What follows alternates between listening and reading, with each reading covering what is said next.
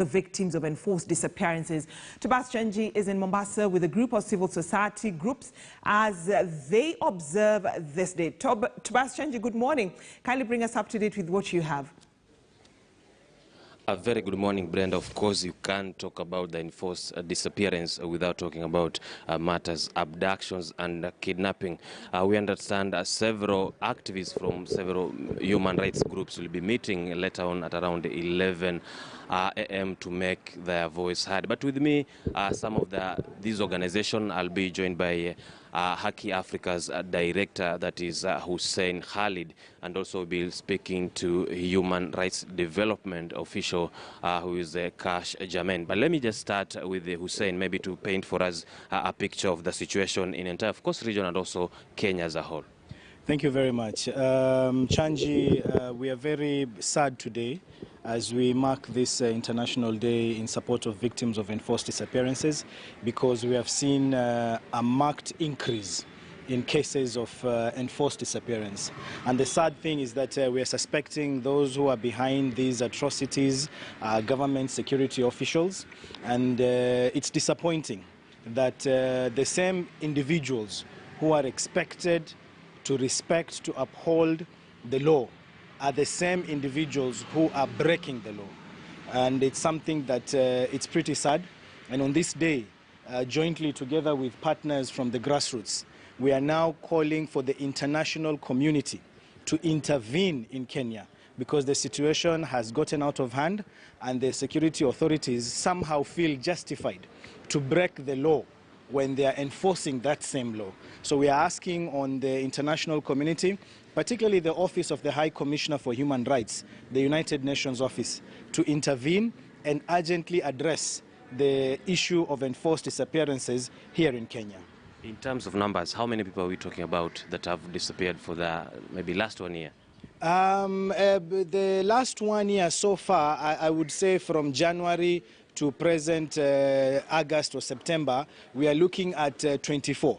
Those are the numbers that we have as of now. But if you look collectively, over the years, it's hundreds. It's over 100 people since the early 2010s and other years. And this is very, very disheartening, because every country, everywhere in the world, they're trying to reduce these cases. They're trying to address the problem. But here in Kenya, the security authorities have made it their modus operandi to forcefully pick people, to make them disappear, and then do absolutely nothing when families go to them. It is wrong. The Constitution is very clear that if there is a suspect, irrespective of the crime suspected to have been committed, they must follow the law. You cannot hold someone incommunicado. You cannot hold someone without directly communicating with the families. That person must be allowed the lawyers, because this is what is in the Constitution. So when security authorities themselves are breaking the law, then they are actually forcing people to think of them otherwise. And this is the situation that we are truly encouraging the security authorities to change.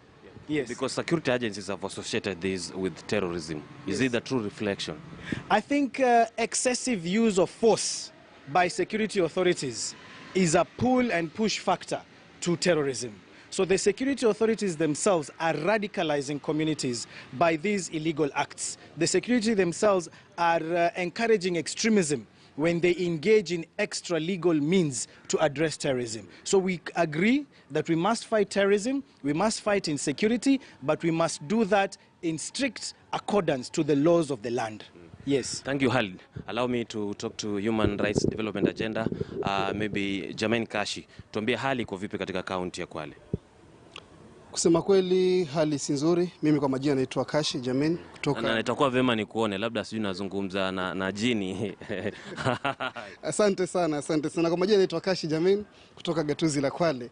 Na leo hii tumeweza kukutana hapa tukiwa na mashirika ya grassroots organizations na Haki Africa kuweza kukemea masuala mazima ya upotezaji wa binadamu ambao ni kinyume na haki. Tukiangalia hali imezidi kuwa tata nchini Kenya, hususan sehemu ya pwani, ambapo hizi hali za kupoteza kwa watu zimeendelea kuongezeka. Sasa hivi mwaka huu pekee yake zaidi ya watu kama 24 wameweza kupotezwa kiholela, na kusema kweli tukiangalia katika zile hali wanazopotea nazo ni kuwa vyombo vya usalama vya nchi yetu ya Kenya vinahusika. Tumeweza kuja leo hii kukutana kuweza kukemea masuala haya na kuita ndugu zetu katika nchi zilizoweza kuendeleza zile za nje waweze kuingilia kati na kuweza kushurutisha serikali yetu ya Kenya ili iweze kutupatia majibu ya hawa ndugu zetu, dada zetu, mama zetu waliopotea wako wapi, na ndio kauli mbiu yetu ya leo, tunasema wako wapi.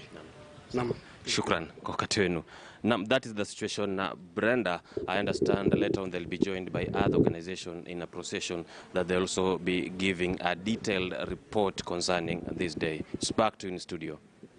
Thank you so much, Tobias Chanji, for that. I know you give us the live proceedings of the peaceful demonstrations once it begins. But then families of those who disappear rather, are often left at a loss with no idea of where to begin their search. As the world marks this day, I want us to take a second look at a story that was done a while back on forced disappearance to